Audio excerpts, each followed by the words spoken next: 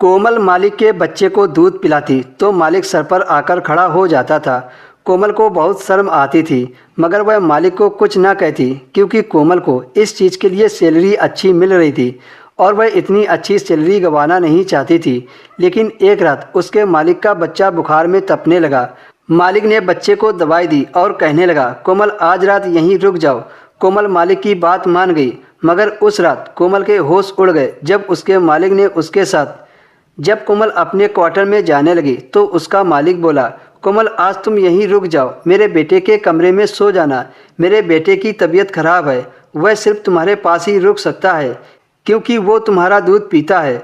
मजबूरन कोमल को वहीं रुकना पड़ा। आधी रात को मालिक का बेटा भूख की शिद्दत से जागा तो कोमल उसे अपना दूध पिलाने लगी, मगर तभी उसका मालिक कमरे में चला आया। कोमल तो अपने ध्यान में बैठी थी। जब उसने कदमों की आहट सुनी तो घबराकर मालिक के बेटे को खुद से दूर करने लगी। तब तक वह सो चुका था और अब उसकी तबीयत भी ठीक थी। कोमल की हड़बड़ाहट देखकर उसका मालिक उसके सामने कुर्सी खींचकर बैठ गए। फिर उसके मालिक ने जो कहा उसे सुनकर कोमल के पैरों तले से ज़मीन निकल गई। उसके मालिक ने कहा, देखो कोमल, मैं ये कह रहा हूँ कि मैं एक ऐसी लड़की से शादी करना चाहता था जो न सिर्फ दुनियादारी संभाले बल्कि घर और मेरी होने वाली औलाद को संभाले और उसकी अच्छे से परवरिश करे। जबकि मैंने जिस औरत से शादी की उसमें ऐसी कोई आदत मौजूद नहीं थी, इसलिए मैंने उस लड़की को तलाक दे दिया है। और अब मेरी ये इच्छा है, अगर तुम्हें ये पसंद हो तो मैं तुमसे शादी करना चाहता हूँ क्योंकि तुम मेरे बेटे को अपने बेटे की तरह ख्याल रखती हो। मुझे मेरा बेटा मिल चुका है और मैं चाहता हूँ कि तुम अब इसकी माँ का दर्जा ले लो। जब कोमल ने मालिक की बात सुनी तो उसका चेहरा शर्म से लाल हो गया और वह कहने लगी कि वह सिर्फ अपने पति से प्यार करती है। मैं ऐसे कैसे आपसे शादी कर सकती हूँ? अभी तो मेरे पति को मरे हुए हफ्ता भी नहीं हुआ है। कोमल उठकर उसी वक्त अपने क्वार्टर में चली गई। उसके मालिक ने यह भी कहा कि तुम्हें इस फैसले का हक है, जो तुम कहोगी वो करूँगा।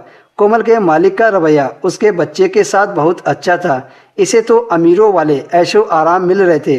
कोमल ने इस चीज़ के बारे में बहुत सोचा जब उसने अपने बच्चे की भविष्य को देखा और अपने मालिक के बेटे को, तो मजबूरन उसे अपने मालिक का फैसला मानना पड़ा।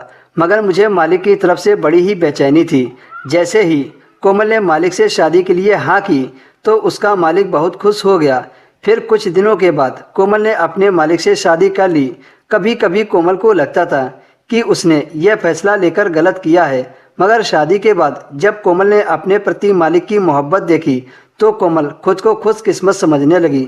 शायद यही उसके नसीब में लिखा था। उसके बेटे को मालिक की तरफ से बाप का प्यार मिल रहा था और वहीं दूसरी तरफ मालिक के बेटे को एक माँ का प्यार मिल रहा था। कोमल ऊपर वाले का शुक्रिया अदा कर रही थी। उसने कैसे एक बंद रास्ते को खोल दिया और उसकी ज़िंदगी को खुशियों से भर दी।